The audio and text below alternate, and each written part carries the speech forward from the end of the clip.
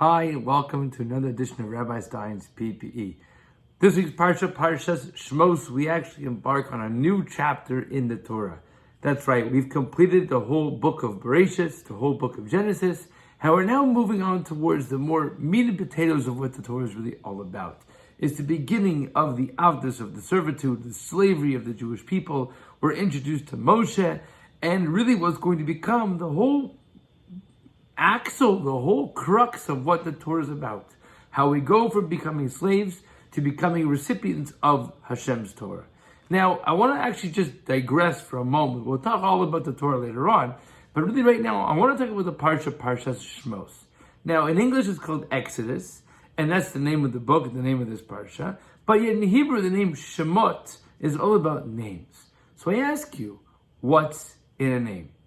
And we are, especially nowadays, we are almost bombarded with different and unique kinds of names.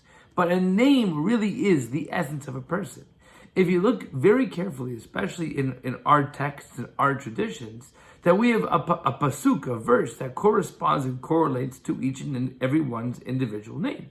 And usually that pasuk, whether you know it or not, talks about the very personality, character traits of that very person.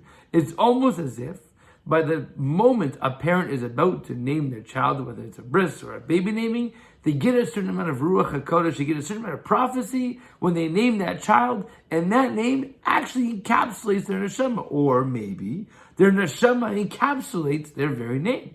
It's very fascinating. Now, we learn out through the Midrashim and through Gemara that when the Jews became slaves in Egypt, there are two things, actually there's three things they did not give up on. One was their name, one was their language, and that of their attire, their appearance. So I want to speak about the namesake. They did not change their names. They did not adopt Egyptian names. They did not adopt new names of the era. They retained the names of the Shivtei Yisrael, the Shvatim of the tribes. And that was sacred to them.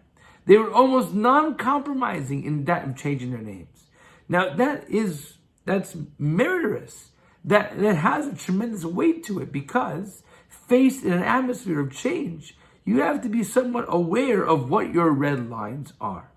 Now, I want to share with you a story I just heard today. One of my colleagues, it was just winter break for some, almost be winter break for others, and we're all itching to get away from the cold winter that we face here in Canada. And they said that, one of them was, a couple was away on vacation. One of them was, searching to find out kosher food. She was being uncompromising on her beliefs and her lifestyle. And her partner was not. Whatever, goes with the flow, this and that. Well, that's a very trying experience, especially when the obstacles get harder and harder and larger to overcome.